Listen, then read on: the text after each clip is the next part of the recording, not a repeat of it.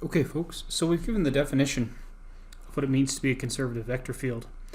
And the answer was that you could find some scalar function, phi, so that the vector field was the gradient of that scalar function. So based on that, let's go ahead and assume that we've got a vector field, and we know two things about it. The first thing we know is that it's comprised of two functions, f and g, and that those two functions have continuous partial derivatives. But then let's also assume that it's a conservative vector field. Well, what does that mean? Well, it means that the vector field f is equal to the gradient of some function phi. But how do we compute the gradient? We compute the gradient by taking the partial derivative of phi with respect to the first variable, and that is the first function, the first coordinate function in our vector field, and we take the partial derivative with respect to the second variable, and that gives us the second coordinate in our vector field. So by position, we see that phi of x must be equal to f, and phi of y must be equal to g. And then if we assume that f and g have continuous first partial derivatives, let's go ahead and take the first partial derivative of f with respect to y. And if we do that, we get phi of x, y. Remember that we do the ordering here, we do inside out. So this means we start with the first partial with respect to x and then with respect to y. And if we do the same thing here, if we take the first partial derivative of g with respect to y, with respect to x, that gives us that phi of yx would be equal to g of y. But because we know that phi of x and phi of y are also continuous functions, we know from our chapter 14 work on mixed second partial derivatives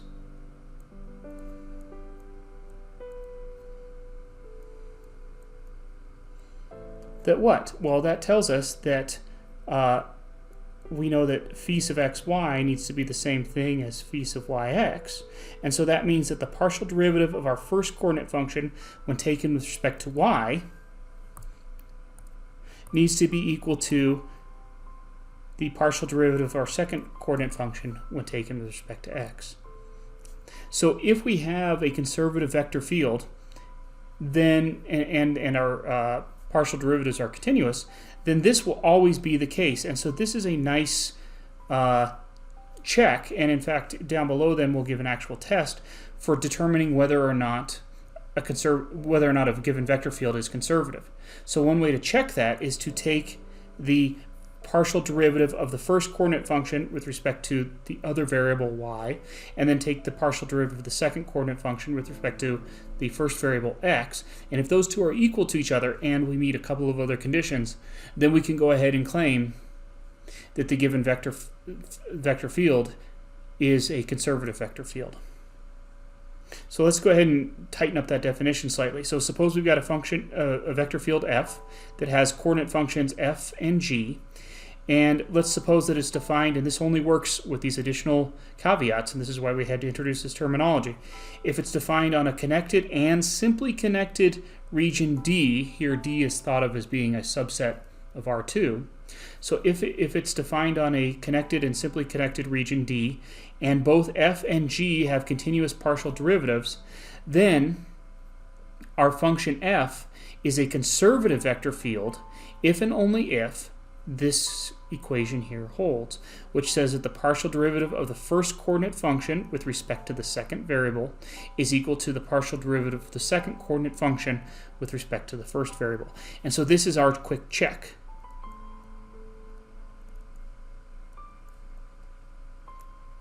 To see if a vector field is conservative. So let's practice that test real quick.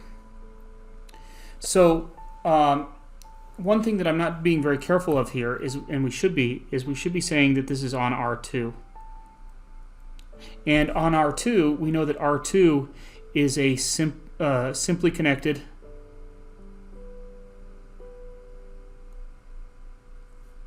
and connected region. So all that remains to be checked in these is whether or not the partial derivative of the first coordinate function equals, with respect to the second variable, equals the partial derivative of the second coordinate function with respect to the first variable. So let's check that. First of all, let's go ahead and specify, in this case, what are our two coordinate functions. Our first coordinate function is f of xy equals 2xy cubed, and our second coordinate function is g of xy, and that equals 3x squared y squared. So if we take the partial derivative of f with respect to y, the second variable, we get 6xy squared. And if we take the partial derivative of g with respect to x, we get 6xy squared. Because these agree, this particular function, that's an f there, that's a f as a vector field, is conservative. Okay. So let's look at this second example here, where we've got a vector field, and in this case our f of xy is just the coordinate function 1, and our g of xy is just the coordinate function -1, and if I take partial f, partial y, I get 0, and if I take partial g, partial x, I also get 0, and since they agree, since partial f of y is equal to partial g with respect to x, this means our function f, our vector field f, is a conservative vector field.